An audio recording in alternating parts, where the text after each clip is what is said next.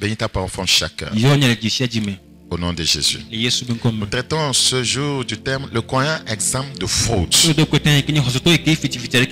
croyant exemple de fraude. Nous allons voir cette expression fraude dans Jean 1, 47. Jean chapitre 1, le verset 47. Jean 1, 47. Jésus, voyant venir à lui Nathanaël,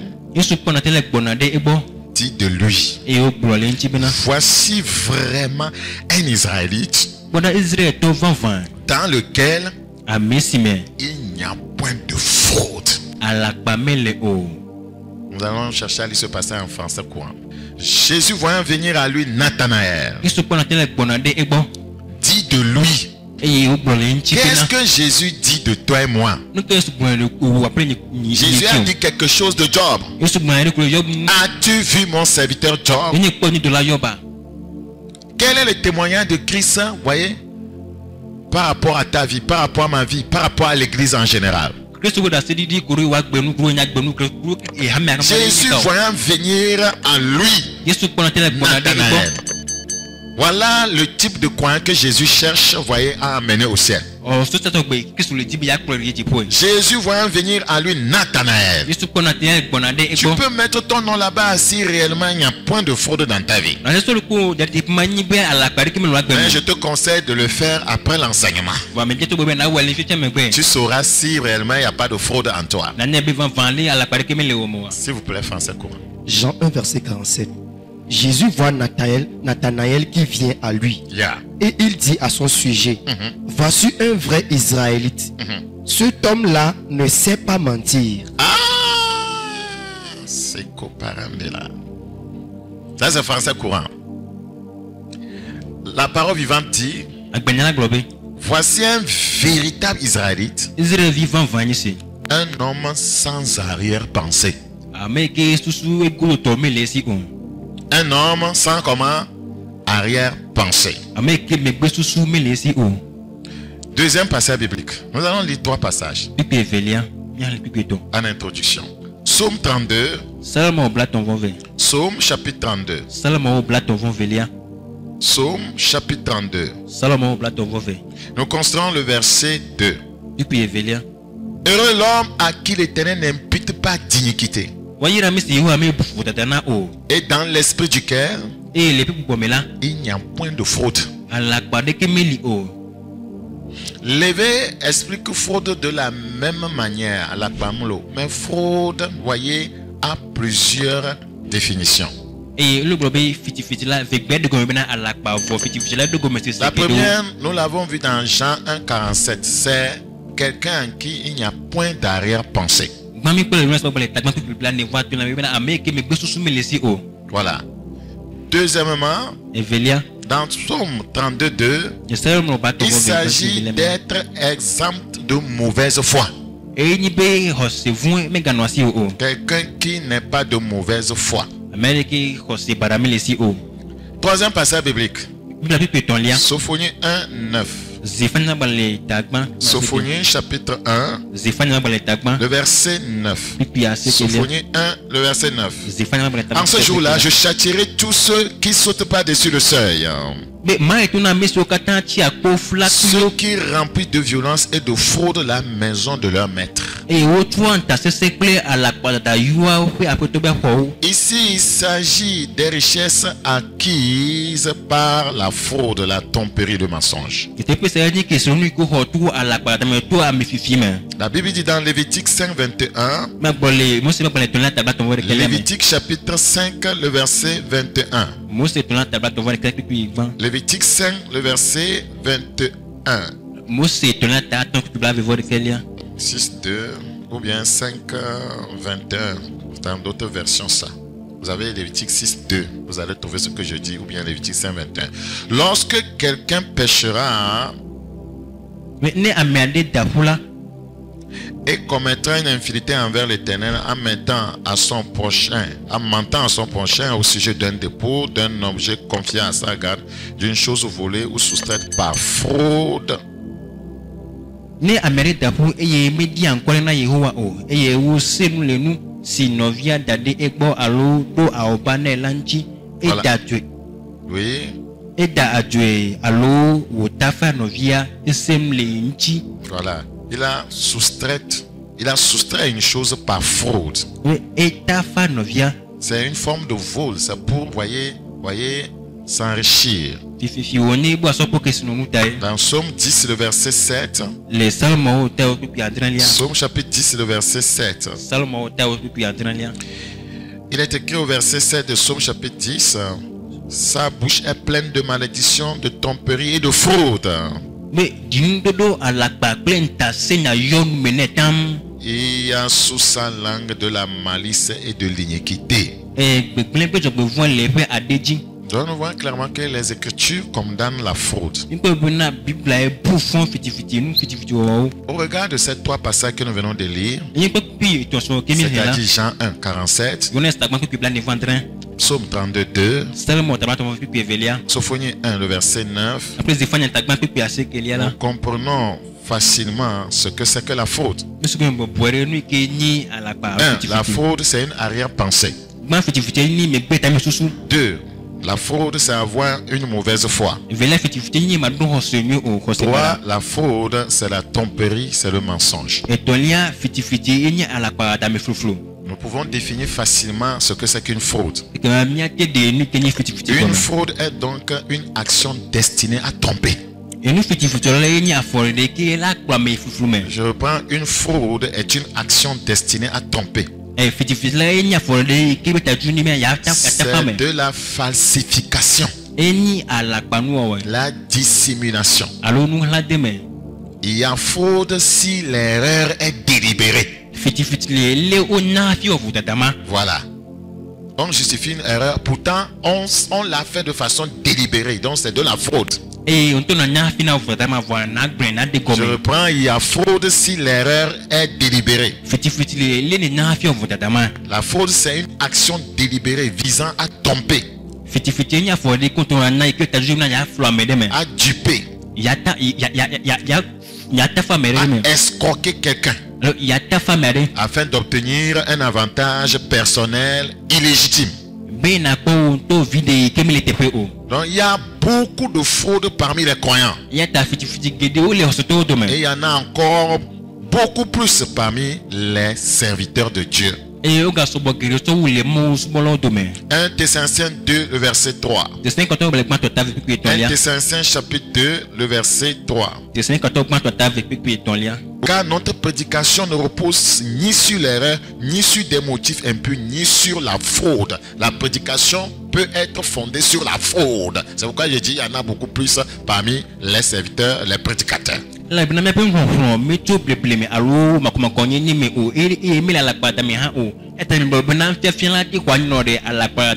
peut tordre le sens des Écritures. On peut donner un enseignement, vous voyez, dans le but de frauder les gens. Donc Jésus était touché, vous voyez, par l'honnêteté, vous voyez, la transparence et l'intégrité de Nathanaël. Nous retournons dans Jean 1, le verset 47. Le Seigneur, voyez, veut des gens transparents, des gens intègres, des gens, voyez, honnêtes. Jean 1, 47. Jean chapitre 1, verset 47. Jésus voyant venir à lui Nathanaël. Parce que beaucoup viennent à lui alors qu'ils ont des vies frauduleuses. Jésus voyant venir à lui Nathanaël. Plusieurs l'adorent comme Seigneur, mais ils ne sont pas transparents. Jésus voyant venir à lui Nathanaël. Plusieurs viennent à Christ mais ne sont pas honnêtes. Jésus voyant venir à lui Nathanaël. Plusieurs viennent à Jésus mais ils ne sont pas intègres. Jésus lui répondit: voici un vrai Israélite. Voici vraiment un Israélite. Dans lequel là c'est son cœur. Dans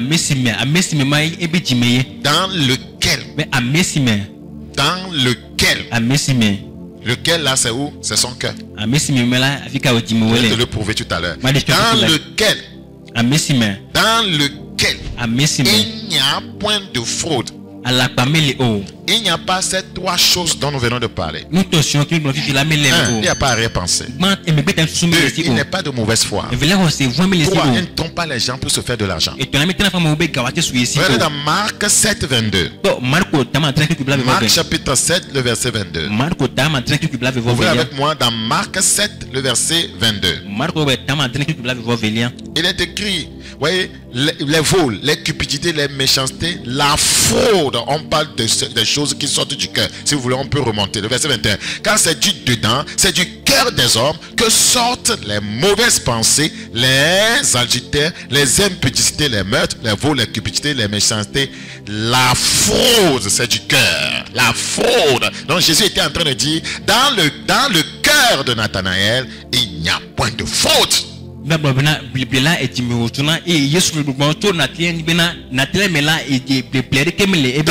cœur de Nathanaël, il n'y a point de fraude. Dans 1 Pierre 2, 22. 1 Pierre 2, le verset 22. On peut frauder pour se marier en mentant que cette personne, c'est la volonté de Dieu. Que un ange même est venu me parler dans la chambre. Et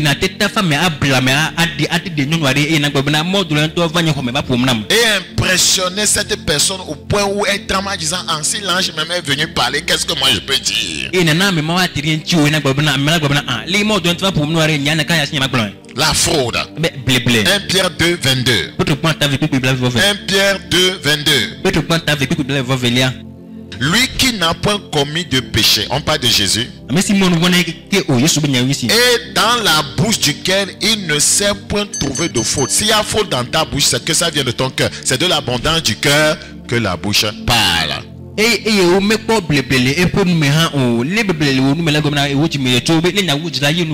Donc pourquoi Jésus a apprécié ainsi Nathanaël? Nathanaël était comme Jésus. Parce que la Bible dit qu'en Jésus il n'y a pas quoi? Il n'y a point de fraude. Et la Bible dit deux hommes marchent ensemble sans être convenus. Donc le Seigneur veut marcher avec des gens sans fraude. Donc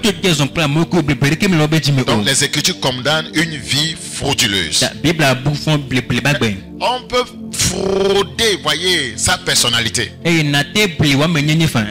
avec des mèches, des perruques, des pigmentations. Voyez, mettre, voyez, des fausses fesses.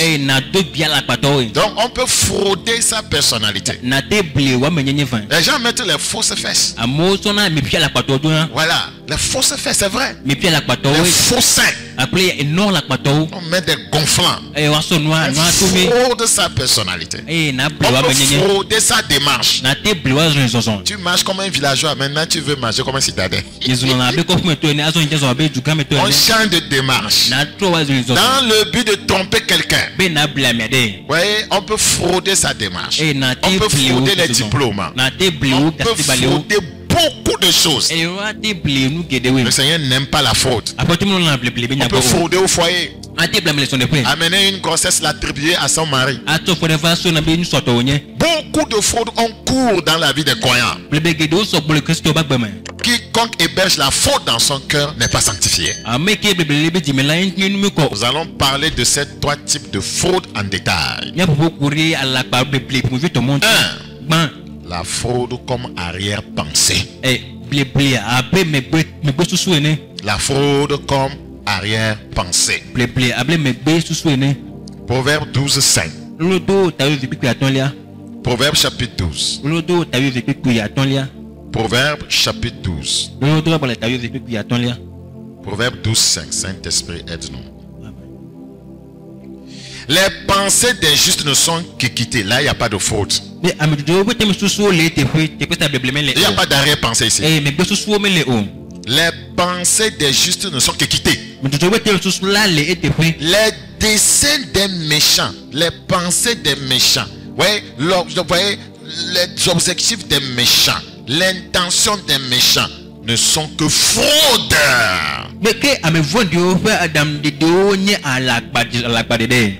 Qu'est-ce qu'une arrière-pensée? C'est une pensée qu'on n'exprime pas et qui est le mobile d'un acte. Je reprends. C'est quoi une arrière-pensée? C'est une pensée qu'on n'exprime pas et qui est le mobile d'un acte. 1 Thessaloniciens 2. 1 Thessaloniciens chapitre 2. Beaucoup de frères et sœurs ont des arrière-pensées vis-à-vis des uns des autres. C'est mauvais. Ce n'est pas la sainteté. Les pensées des juifs ne sont qu'équitées. Les arrière-pensées ont pour but de nuire. Voilà. De nuire. De médire.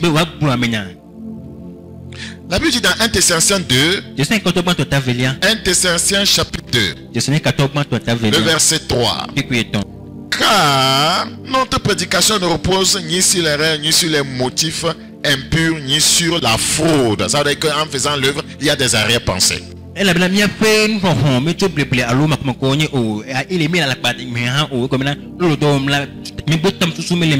selon que Dieu nous a jugés dignes de nous confier l'évangile, ainsi nous parlons. Nous ne fraudons pas l'évangile.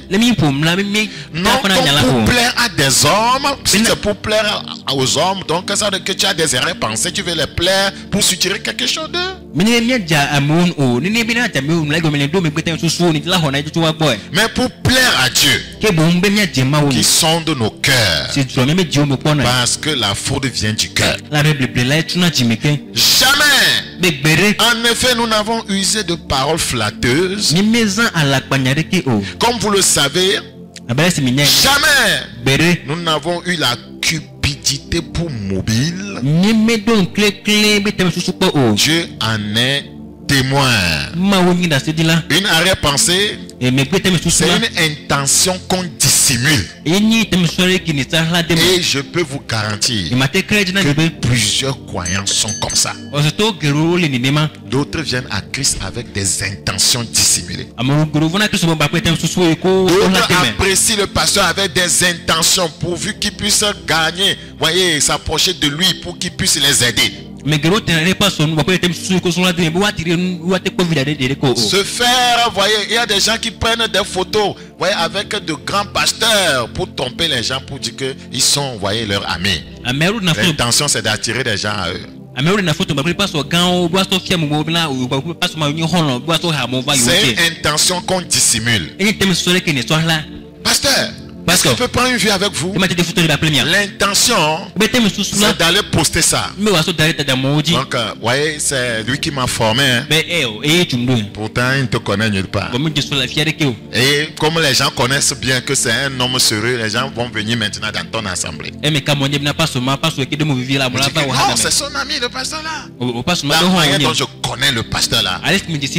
Non, si le frère là, c'est son ami, donc le frère doit être juste. Hein. La manière dont je connais le pasteur là. Si la soeur là est liée à ce pasteur. Non, je peux la marier. Attention, feu rouge. Attention, comment? Feu rouge. Ouais, ma grande fille n'est pas encore âgée.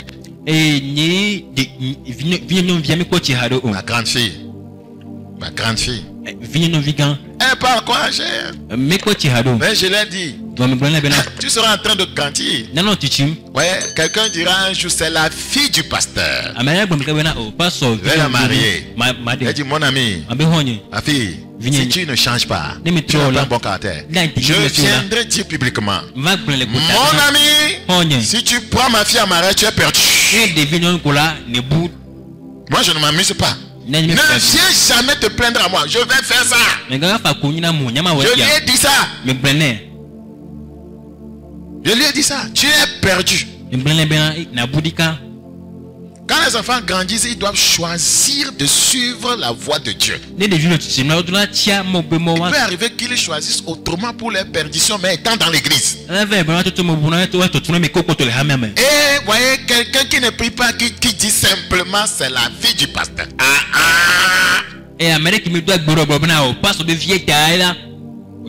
Ce frère-là, c'est un géant dans la prière. C'est lui qui nous conduit dans la prière dans l'église. C'est sa fille. Je vais la prendre. Elle peut t'enterrer. Alléluia. Amen. Non, on ne fraude pas. Dis ce qu'il y a lieu de dire. Praise the living God. Alléluia. Dieu te fera grâce. Une arrière-pensée, je reprends. C'est une intention qu'on dissimule. Nous allons le voir tout à l'heure. Pas des Écritures. Or, la dissimulation est un péché. 1 Pierre 2:1. 1 Pierre chapitre 2. Le verset 1. Rejetant donc toute malice et toute ruse, la dissimulation. Vous voyez, la Bible dit de rejeter la dissimulation. Or, une arrière-pensée, c'est une intention qu'on dissimule. Galates chapitre 2, 13. Galates chapitre 2. Galates chapitre 2, le verset 13.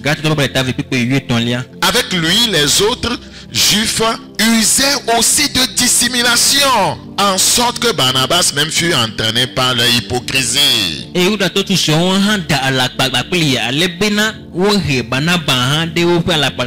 La dissimulation n'est pas une bonne chose. Dissimuler ses intentions pour nuire, c'est mauvais. Proverbe chapitre 26, 26. On peut dissimuler ses intentions. Quelle est la raison pour laquelle tu fais beaucoup de cadeaux à cette jeune fille à l'église?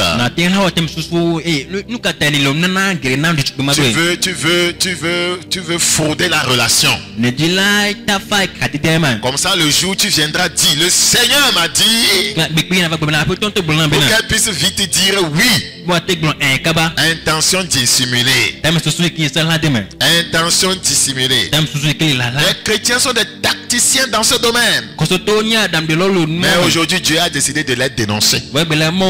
Proverbe 26, 26. Proverbe 26, 26.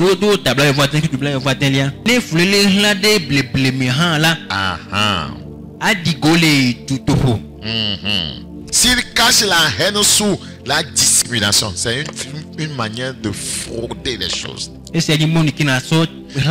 frère te hait, mais il dissimule. Son intention vis-à-vis de toi n'est pas bonne. S'il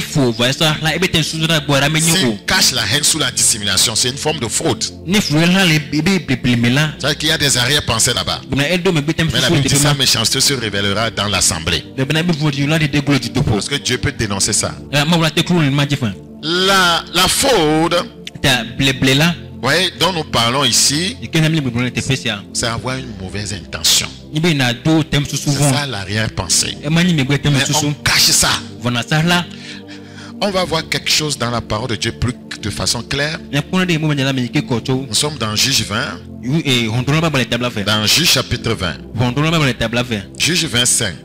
Les habitants de Gibéa se sont soulevés contre moi et ont entouré pendant la nuit la maison où j'étais. Pourquoi ils ont entouré la nuit? Est-ce que c'était pour faire veille de prière? Est-ce que c'était pour le protéger? C'était pour assurer sa sécurité? Ils avaient l'intention de me tuer. Donc c'était caché. L'intention a été cachée. L'arrière-pensée a été cachée.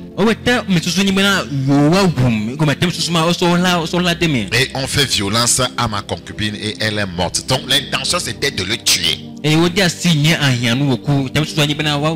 Regardez encore. Daniel chapitre 11. Je pourrais vous donner un autre exemple avant. Rappelez-vous, voyez, quelle est de la raison pour laquelle Saül a voulu donner sa fille à David? C'était quelle raison? C'était quelle intention? Pourquoi il l'a envoyé en guerre? C'était pour que les Philistins le tuent. C'est ça l'arrière-pensée. C'est la faute.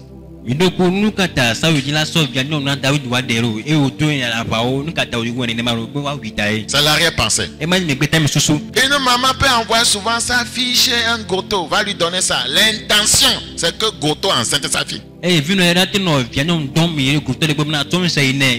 qu'elle puisse devenir belle maman. Pour bénéficier de l'argent du goto. Les gens sont tacticiens dans ce que nous sommes en train de dire. La fraude. Regardez dans Daniel 11. Daniel chapitre 11. Daniel chapitre 11. Ce passage me fait souvent trembler. Regardez ce passage. Il se proposera d'arriver avec toutes les forces de son royaume et de conclure la paix avec le roi du Midi. Suivez maintenant. Il lui donna sa fille pour femme. Il y avait une arrière-pensée. Il lui donna sa fille pour femme. Il y avait une mauvaise intention. Dans l'intention d'amener sa ruine. Il lui donnera sa fille pour femme. Dans l'intention d'amener sa ruine. Dans l'intention d'amener sa ruine. Mais cela n'aura pas lieu. Et ne lui réussira pas. Comme dans l'intention d'amener ta ruine, cela n'aura pas lieu.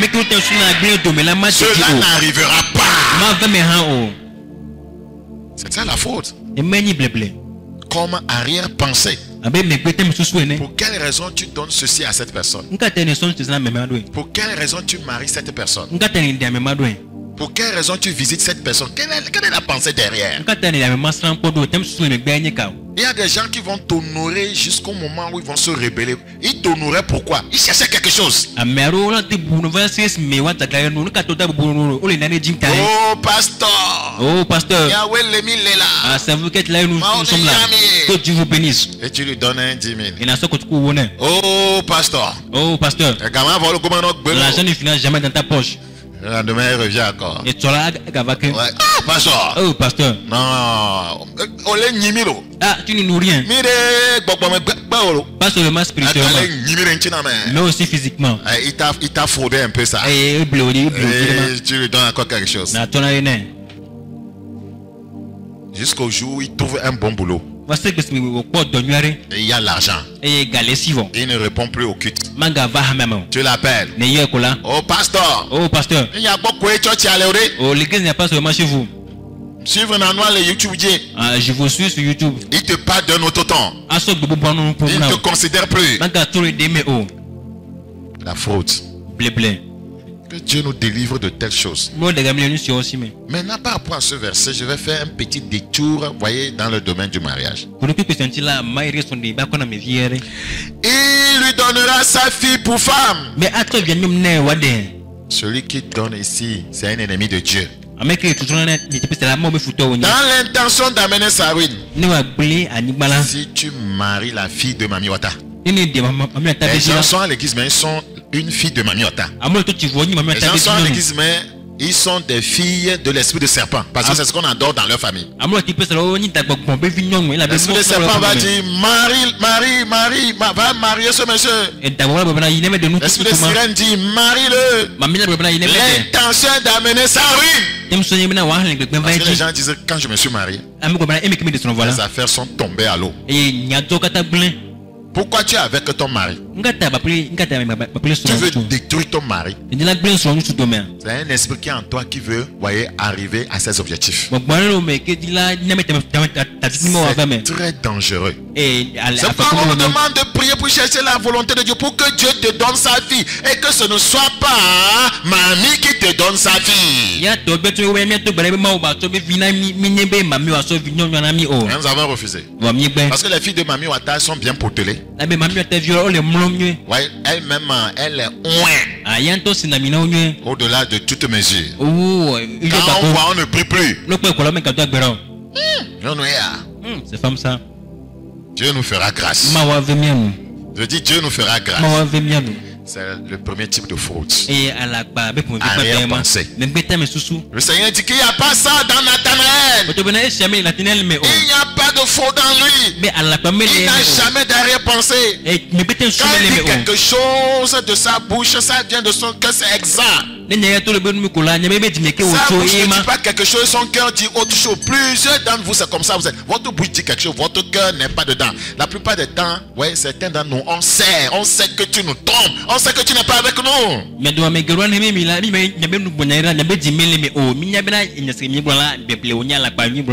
Deuxième type de fraude. La fraude comme mauvaise foi. La fraude comme mauvaise foi.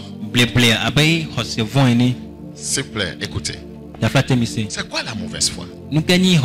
La mauvaise foi est une attitude volontaire déloyale avec laquelle une personne agit envers une autre. Je reprends. La mauvaise foi est une attitude volontaire déloyale avec laquelle une personne agit envers une autre. La mauvaise foi, c'est une indécence caractérisée par une volonté d'affirmer un propos que l'on sait foncièrement faux. Je reprends. C'est une indécence caractérisée par une volonté d'affirmer un propos que l'on sait foncièrement faux. Tu sais que ce que tu dis c'est faux. Mais que l'on continue, voyez, à clamer comme la vérité. C'est la mauvaise foi. C'est faux, tu continues à dire ça comme si c'est la vérité. C'est la mauvaise foi. Et il y a toujours un exemple dans les Écritures. Hein? Quelqu'un qui disait quelque chose, voyez, comme si c'était la vérité. Or, il savait qu'il mentait. Regardez, Proverbe 20. Quelqu'un est parti au marché pour aller acheter quelque chose dans Proverbe 20. Quand on lui a présenté la chose, ouais, il a commencé à dire que non, la chose là est mauvaise. Que la chose là n'a pas de qualité. On ne peut pas vendre ça à 1000 francs. C'est un exemple que je donne. Oh, la chose a de qualité, la qualité. Il a continué à dire que ce n'est pas bon, c'est mauvais jusqu'à ce qu'on lui a donné ça à un prix, voyez, qu'il ne fallait pas. On appelle ça la mauvaise foi. Il y a des croyants qui font ça. Oh, il y a 200. Cette chose n'est pas bonne. Toi-même, tu sais que c'est très bon pour toi. On appelle ça la mauvaise foi. Les femmes commerçantes font ça. Oui, les femmes qui vont acheter au marché, même les hommes font ça. Le verset 14, regardez. Le verset 14. On va voir ce monsieur qui est parti au marché. Mauvais, dit l'acheteur. Et en s'en allant, il se félicite. Regardez ça. Mauvais.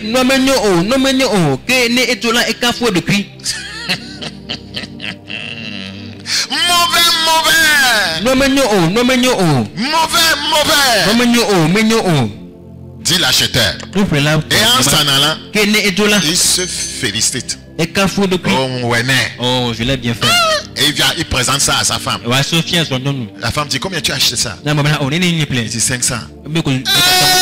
Ça là c'est 50 000. Non, tu ne me connais pas. Je lui ai dit que c'est mauvais. Et il a cru à ça. Lui-même ne connaît même pas la qualité. Et toi-même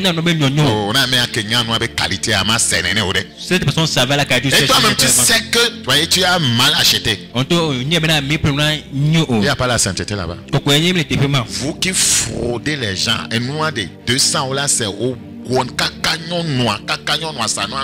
francs. Chez Dieu, tu es un voleur. Tu sais que cette chose on devait le vendre à 200. Maintenant le cacao sera 100 francs. On ne dit pas de ne pas demander ristourne, rabais. Mais quand la personne dit je ne peux rabaisser que de 50 francs, il y a des gens qui sont là qui ne veulent pas. Il est là tout dur pour déranger la bonne dame. Jusqu'à ce qu'il prend et dit, monsieur doit péter mes volos. Moi je l'ai déjà mis dans mon sac. Oh, 100 francs quoi là? Oh, c'est 100 francs. C'est une pauvre femme. Des fois, ceux qui font ça sont des riches. Une pauvre femme,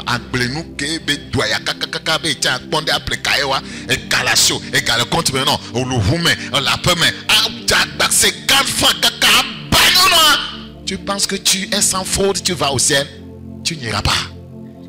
Et si là, Amérique aussi, Galé, Amérique aussi, vous la monsieur cool, ou en tout cas, vous me la voyez aussi, à demain, ils ont noiré, vers d'aglé, et à nous, là, ça, ça, pour les cahiers naviaux, et ni ta femme, ni le chrétien est dans la lumière.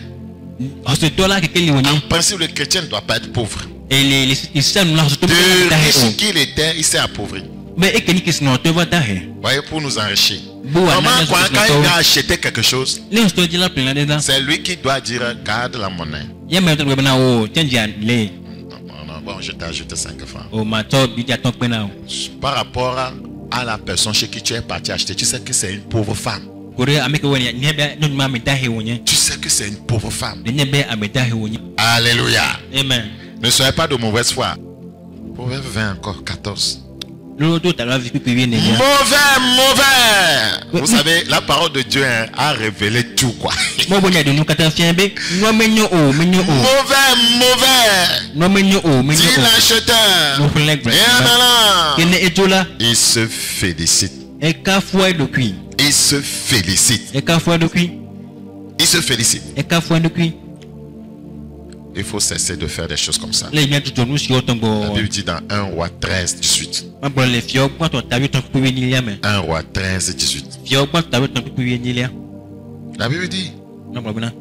Et il lui dit, moi aussi je suis prophète comme toi. Un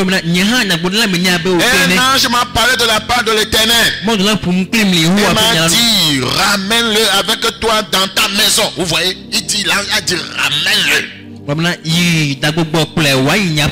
qu'il mange du pain et boive de l'eau. Il lui mentait. Il affirmait quelque chose comme vrai, mais sachant qu'il ment. On appelle ça la mauvaise foi. C'est ce qu'on appelle la mauvaise foi. C'est être de mauvaise foi. C'est une forme de fraude. Le Seigneur dit, dans Nathanaël, il n'y a pas ça. Dans Nathanaël, Nathanaël représente l'église sans fraude. Nathanaël représente le croyant sans fraude. C'est cette église-là, voyez, que le Seigneur cherche et c'est elle qui viendra enlever. Troisième type de fraude. La fraude comme mensonge pour s'enrichir. Ça, c'est les affaires, ça. 1 Thessaloniciens 4, 6. Ça, c'est frauder juste dans le but de se faire de l'argent. Souvent, on parle des balances fausses. Une femme qui vend du maïs, elle fait comment? Elle prend le derrière du bol. Elle cabosse ça, depuis l'extérieur, ça va, ça entre de l'intérieur, ça bombé de l'intérieur et elle sert son maïs. Pour avoir beaucoup plus d'argent. Une femme qui vend à Kassan. Elle verse de l'eau à longueur de journée. Les gens ont bu de l'eau fatiguée. Il faut que uriner à longueur de journée. Et elle se fait son argent. Tranquille. 1 Thessaloniciens chapitre 4. 1 Thessaloniciens chapitre 4. Le verset 6. 1 Thessaloniciens chapitre 4, le verset 6.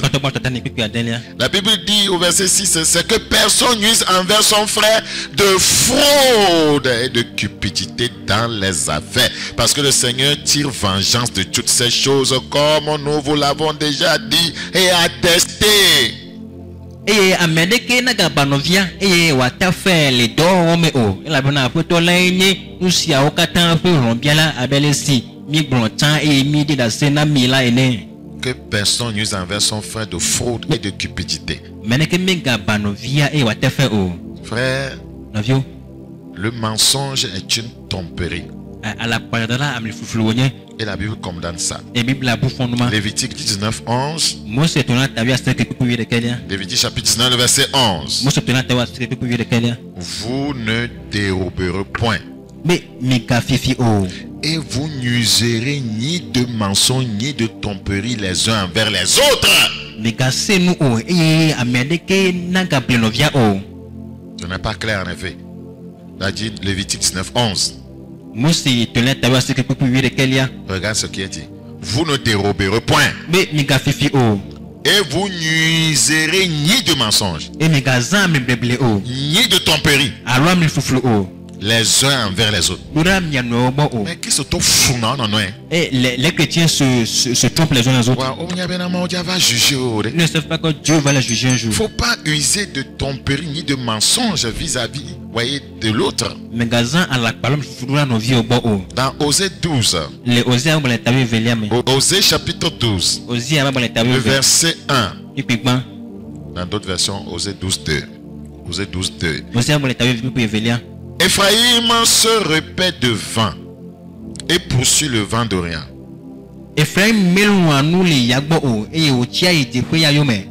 Chaque jour, il multiplie le mensonge et la violence. Chaque jour, il multiplie le mensonge. Ma prière ce jour, c'est que les croyants que nous sommes, qu'on soit complètement libérés du mensonge. Et il y a des gens qui ne sont pas, voyez, des fois ils ne sont pas malades, ils mentent pour ne pas aller au service. Allô chef. Oh allô plutôt. Chef. Ah plutôt. Qu'est-ce qu'il y a? Chef. Ah plutôt. Ma tête. Chef. Ah plutôt. Plutôt. Et tu es parmi ces gens. Parce que tu ne sais pas comment demander cette permission. Tu mens. Un croyant, il ment. Ne sachant pas que Satan est le père du mensonge. C'est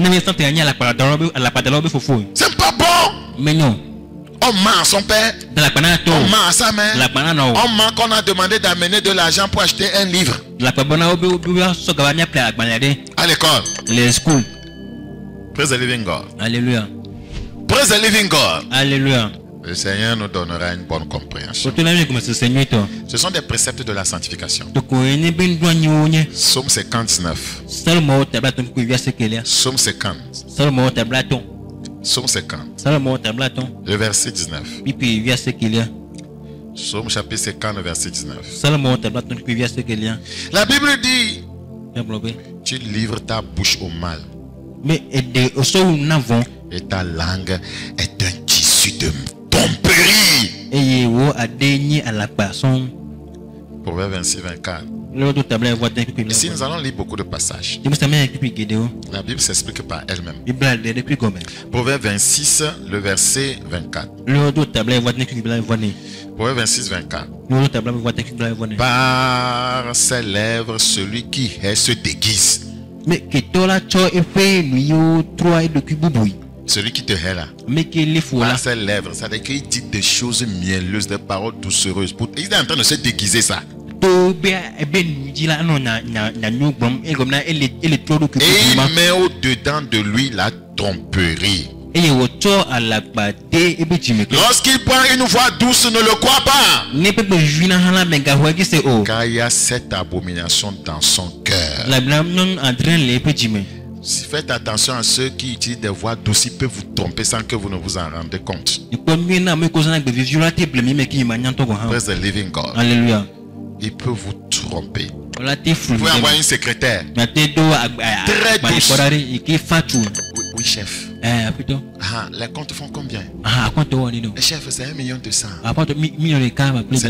C'est bien calculé. Oh, chef, comptez sur moi. Avec moi, c'est la rigueur, chef. Oh, ça fait 2 millions. Elle dit 1 million 200. Le reste, elle met ça dans la poche. C'est pourquoi on dit souvent que la confiance n'exclut pas le contrôle. Ézéchiel 13, le verset 19. La Bible dit dans Ézéchiel 13, 19. Regardez, maintenant on vient au niveau de la fraude parmi les pasteurs pour se faire de l'argent. Vous me déshonorez auprès de mon peuple pour des poignées d'orge et des morceaux de pain. À cause du manger et du boire. En tuant des âmes qui ne doivent pas mourir. Et en faisant vivre des âmes qui ne doivent pas vivre. Trompant ainsi mon peuple qui écoute le mensonge. Un soi-disant homme de Dieu ou prophète peut user de tromperie pour s'enrichir.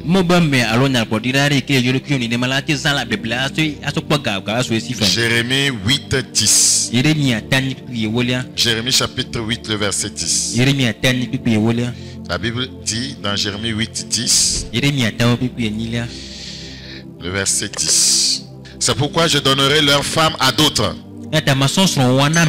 leurs champs à ceux qui les déposséderont. Car depuis le plus petit jusqu'au plus grand, tous sont avides de gain. Et comment avoir maintenant l'argent? On est avide de gain d'argent. Par quel moyen l'avoir? Depuis le prophète jusqu'au sacrificateur, tous usent de tromperie. Ouais. Donc, beaucoup sont dans l'œuvre et usent de tromperie. Vous voyez, le pasteur peut payer 5 000 pour des prières spéciales, 100 000, 50 000. Ouais, un jour, la petite soeur de ma femme est partie quelque part pour la délivrance. Donc là, le pasteur dit, quand tu as 30 ans, c'est 30 000. 50 ans, c'est 50 000. Tu as 15 ans, 15 000. Tu as 20 ans, 20 000. C'est quoi des choses comme ça? Les gens font ça. Dieu a tout dit, tout est dans les Écritures. Jérémie 14, 14. Jérémie chapitre 14, 14. Et l'Éternel me dit, c'est le mensonge que prophétisent en mon nom les prophètes. Je ne les ai point envoyés. Je ne leur ai point donné d'ordre. Je ne leur ai point parlé. Ce sont des visions mensongères, de vaines prédictions, des tromperies de leur cœur qui vous prophétisent. Quel est le but, l'objectif? C'est pour dépouiller les gens. La Bible dit dans Michée 6, 12. Michée chapitre 6, 12. Tout ceci, on appelle ça la fraude. Michée 6, 12. Michée chapitre 6, le verset 12. Il est écrit, ces riches sont pleins de violence. Ces habitants profèrent le mensonge. Et leur langue n'est que tromperie dans leur bouche. C'est comme ça, voyez, ils s'enrichissent. Ces riches sont pleins de violence. Les riches qui usent du mensonge. Frères, sœurs, n'enviez pas des riches. La plupart, voyez, leur argent n'est pas comment propre. C'est tellement important. N'enviez pas les gens. Michée 3, 11. Michée chapitre 3, le verset 11. Michée 3, le verset 11. Ces chefs jugent pour des présents. Vous verrez ça au niveau de la justice. Celui qui donne beaucoup d'argent, on juge en sa faveur.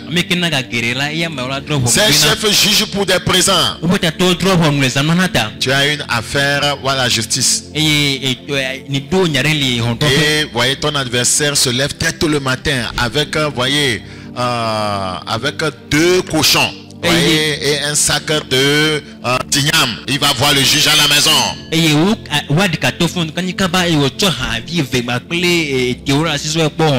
Le juge mange envie de pour la soirée là. Le lendemain il vient. Il corrompt la justice. C'est la fraude. Il s'enrichit. Et c'est partout aujourd'hui. On pense que c'est les affaires. Il y a des gens qui connaissent des gens à OTR. Ceux qui doivent payer à la caisse normale, ils vont passer par une connaissance à OTR. On le glisse 2 millions. Puisqu'on sait que notre société doit payer 10 millions. On le glisse 2 millions. Il fait les choses comme ça. Et les chrétiens se mettent dans ces choses. Ils pensent que c'est affaire. C'est l'enfer. Ce n'est pas affaire, c'est l'enfer. Et nous cause là que tu le côté là au toi maudit tout le monde qui yoka au tout côté millions et et au bon ebena acheta wonye votre ma wonye.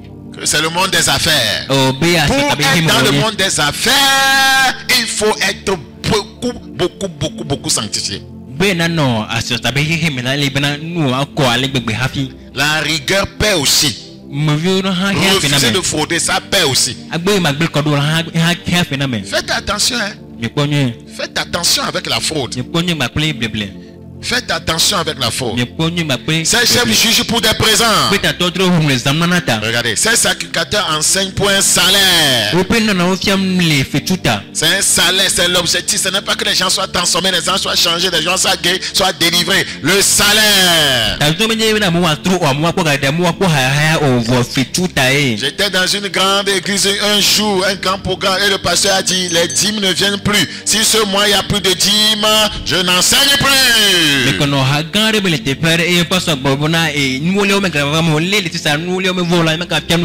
Voyez, il y a une soeur à l'extérieur qui m'a appelé pour dire, elle est dans un groupe, le pasteur les dérange chaque fois en disant envoie la dîme, envoie la dîme.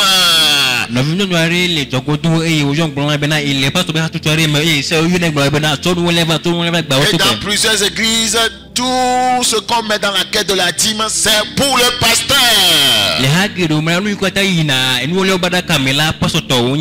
Ce que nous ne faisons pas ici. Notre objectif, notre motif en faisant le ministère, c'est que les gens soient sauvés, transformés. Si ce n'était pas mon objectif, j'allais changer de message depuis. Non, c'est la vérité. C'est la vérité. Ce sera toujours des grands programmes de power. Les gens ne sont pas enseignés pour être transformés pour partir à l'enlèvement. Je suis heureux parce que je suis de MDT. J'ai dit ça pour moi, c'est pas ce que toi tu dis. Moi je dis, je suis heureux parce que je suis à MDT. Si c'est ton cas, toi aussi dis ça. Moi je suis heureux parce que je suis à MDT.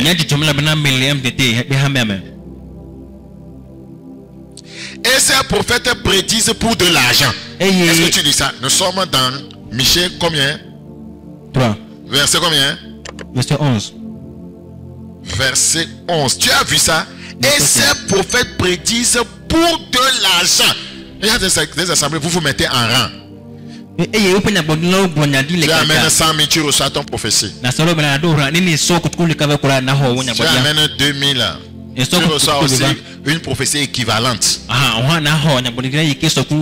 Tu donnes 2000 maola ou on nous souhaite la mais avant. Oh, tu donnes 2000 tu as fait. Tu donnes 100 000. Mais le coco vire. Je te vois en train de 500 000. Mais le kamaton chio le gagnamoro.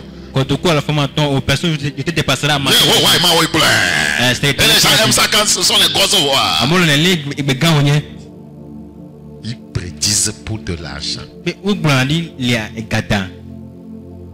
C'est ce qu'on appelle la fraude pour s'enrichir.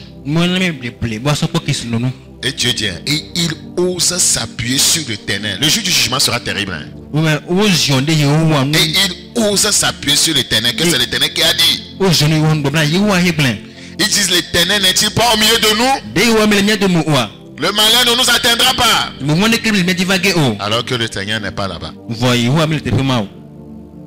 Luc 3, 14. Luc chapitre 3, le verset 14. 3, 14. Des soldats aussi lui demandèrent, et nous, que devons-nous faire? Il répondit, ne commettez ni extorsion ni fraude envers personne. C'est pour s'enrichir. Nous voyons ça tous les jours au bord de la route. Un soldat m'arrête. Permis, c'est à jour. Taxe sur voiture à moteur, c'est à jour. Assurance, c'est à jour. Et il demande la dîme.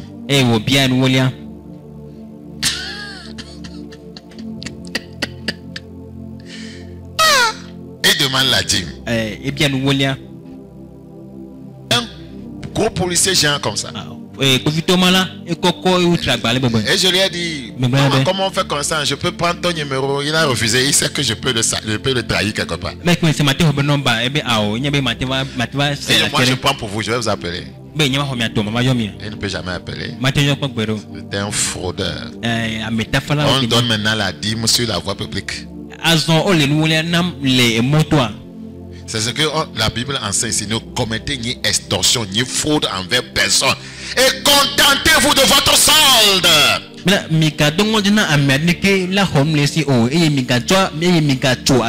les services, contentez-vous de vos soldes.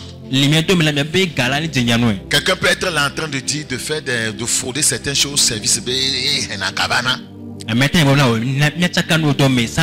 beaucoup de médecins volent les médicaments destinés, voyez, à l'hôpital pour affaires sociales de l'hôpital. Ils volent, ils amènent ça dans leur clinique ou bien ils vont vendre ça. Attention, attention.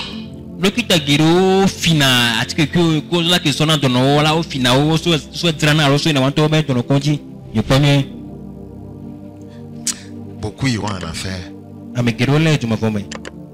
Les soldats, on doit leur prêcher l'évangile. Que Dieu nous fasse grâce. 1 Thessaloniciens, Jérémie 5 plutôt s'il vous plaît, le verset 17.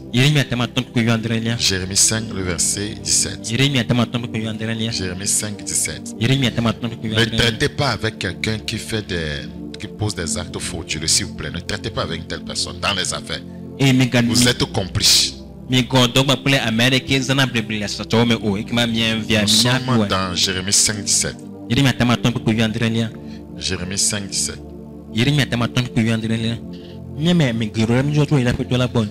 Le verset 21. Écoutez ceci, peuple insensé, qui n'a point de cœur. Ils ont des yeux, ils ne voient point. Ils ont des oreilles, ils n'entendent point. Ne me craindrez-vous pas? Nous devons craindre Dieu. Ne me craindrez-vous pas? Dit l'Éternel. Regardez, il dit encore, ne tremblerez-vous pas devant moi? Nous devons trembler devant la parole de Dieu. C'est moi qui ai donné à la mer le sable pour limite. Limite éternelle qu'elle ne doit pas franchir. Ces flots s'agitent mais ils sont impuissants. Ils mugissent mais ils ne la franchissent pas.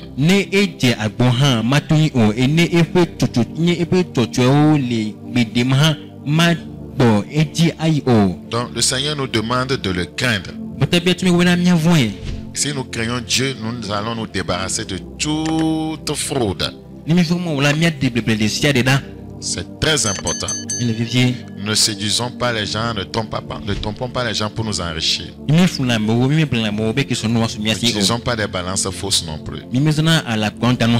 Dieu hait toute forme de fraude et d'actes frauduleux. Et il réserve un jugement sévère à ceux qui s'y livrent. Nous allons voir quelques passages qui parlent des jugements que les gens encourent avec la fraude et nous arrêter.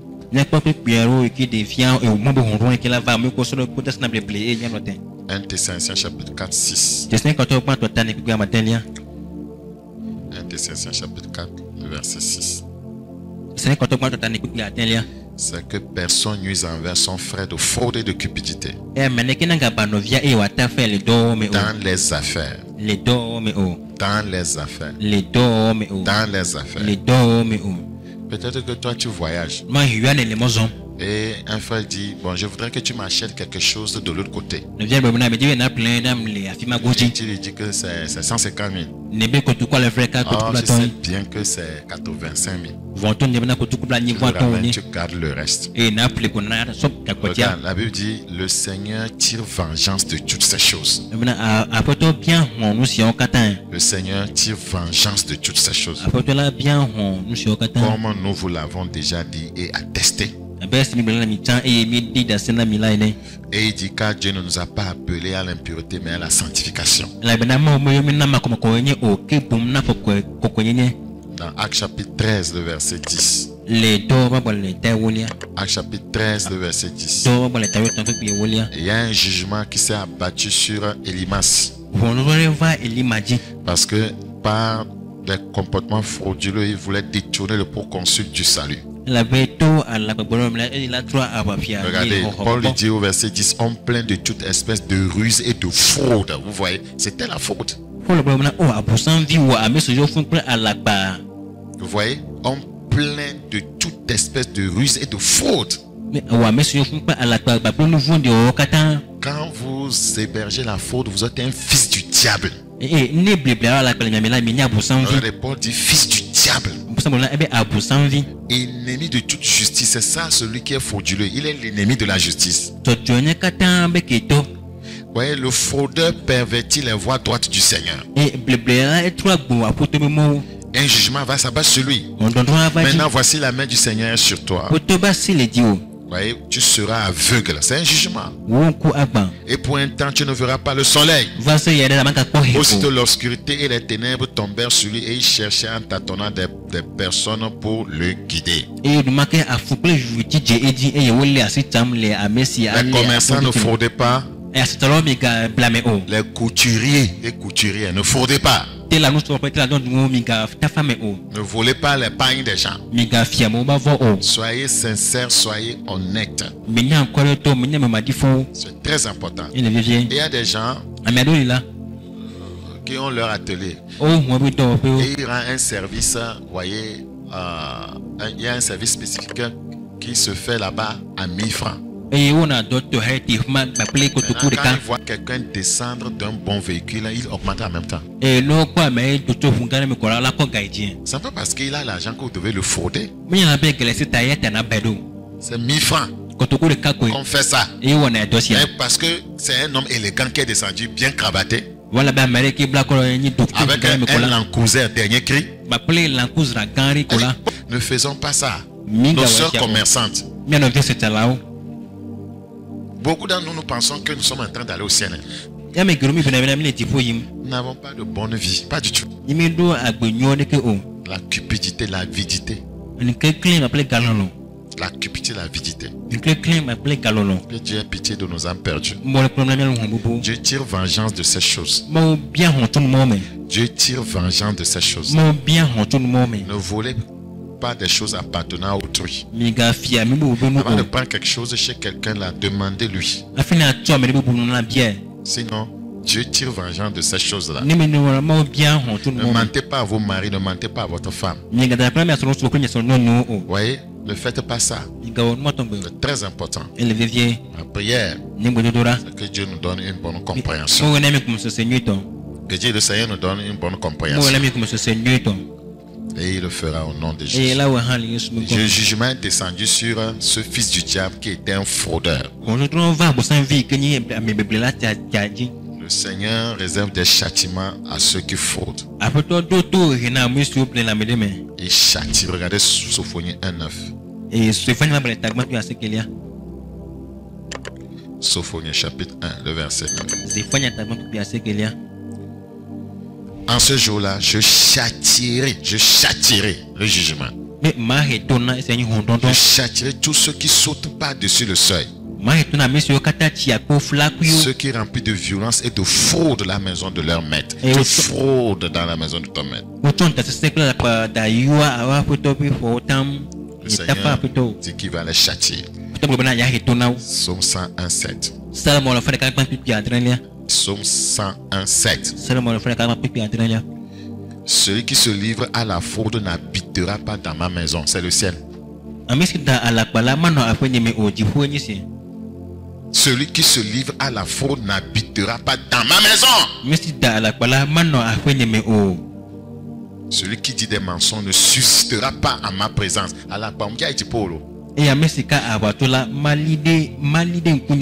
Nous devons changer radicalement vis-à-vis de nos frères. Pas d'arrière-pensée, pas de mauvaise foi dans les affaires. Il ne faut pas augmenter les choses, balance fausse, escroquer les gens pour se faire de l'argent. Ne fais pas ça.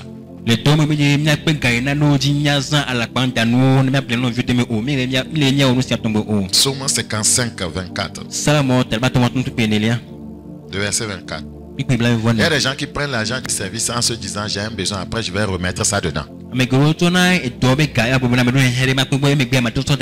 faites pas ça. Tant que la personne ne sait pas, c'est de la faute. Psaume chapitre 55, verset 24. Et toi, ô Dieu, tu les feras descendre au fond de la fosse. Les hommes de sang et de fraude, c'est l'enfer. Les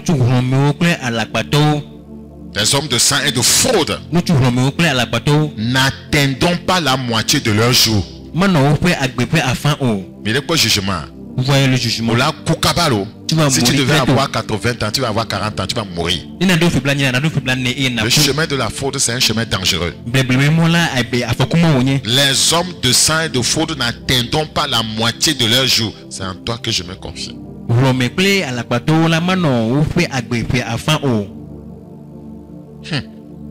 J'ai peur. Psaume 5:7. Psaume 5:7.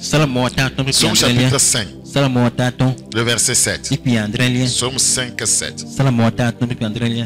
Tu fais périr les menteurs. Le Seigneur fait comment? Périr les menteurs.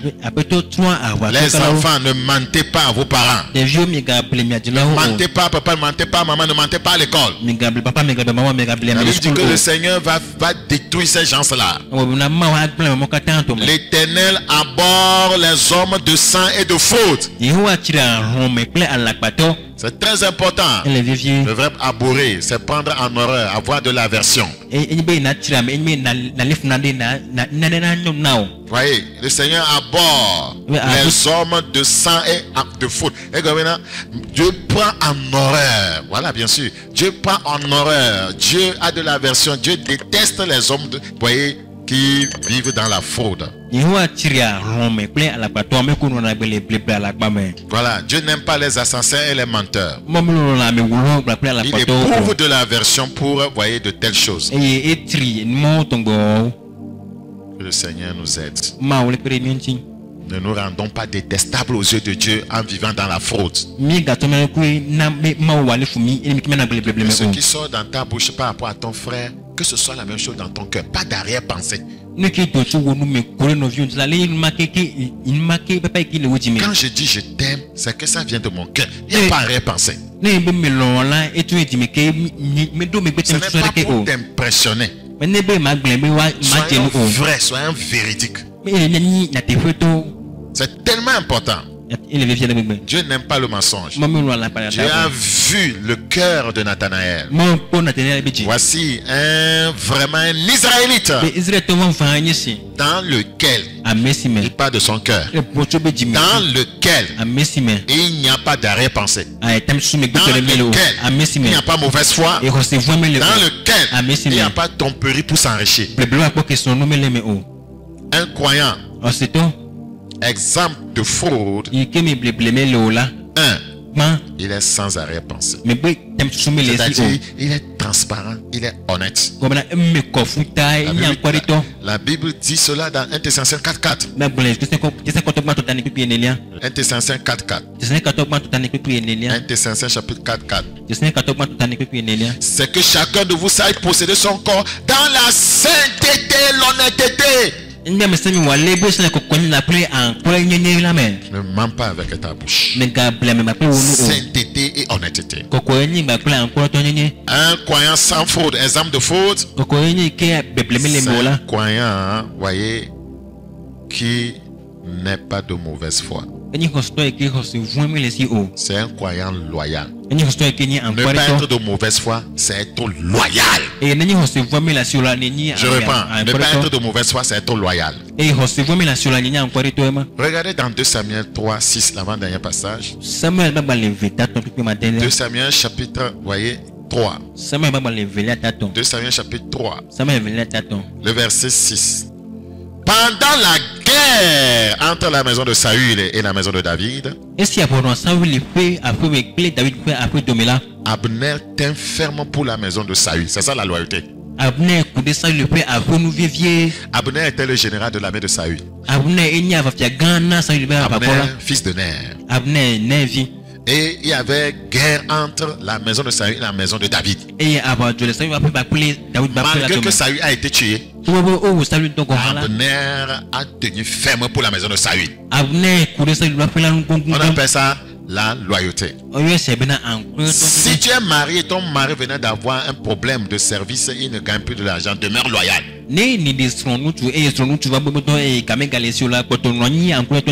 Faut pas commencer à lorgner un autre gars dehors parce qu'il a l'argent. La loyauté. Soyez loyal à votre pasteur. C'est tellement important. Soyez loyal à votre, voyez, assemblée. Tenez ferme et combattez pour votre maison. Voilà, c'est être de bonne foi, ça. Mais c'est certains d'entre nous-mêmes qui dénigrent notre maison. Qui parlent mal contre la maison dans laquelle vous êtes nourri, vous êtes enseignant. Vous parlez encore mal contre elle. Vous n'êtes pas loyal. C'est de la déloyauté et c'est être de mauvaise foi.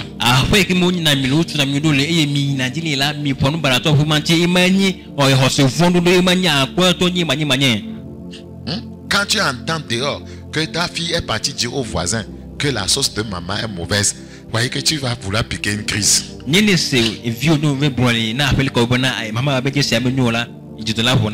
quand le voisin t'aborde le matin, bonjour voisine, ta fille m'a dit que vraiment que tu prépares vraiment les bonnes sauces. Elle est venue goûter chez moi, elle a dit que pour toi c'est mieux. Tu te sens honoré par ton enfant. Mais quand tu entends, voisine, l'enfant dit qu'il y a trop de sel dans ta sauce. L'enfant là m'a tué. L'enfant là m'a déshonoré. Vous devez promouvoir votre maison. Protégez votre maison. Défendez votre maison. Alléluia. Amen. C'est ce qu'on appelle la loyauté. Abner a tenu ferme pour sa maison. La maison de Saül. Ce n'est même pas sa maison. La maison de son maître. Il a tenu ferme. Il a défendu la maison de son maître. C'est la maison de notre Dieu. Nous devons défendre la maison de notre Dieu.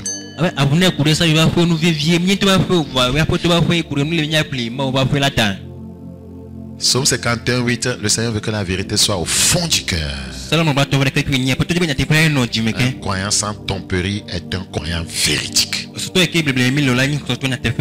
Un croyant sans tromperie, un croyant qui ne fraude pas dans les affaires pour s'enrichir est toujours véridique. Que Dieu nous aide à nous préparer pour son retour. Seigneur t'appartient en sommeil. Elle est semée enseignée. Un agent de retour à la pureté et à la sainteté. Au nom de Jésus. Amen. Amen.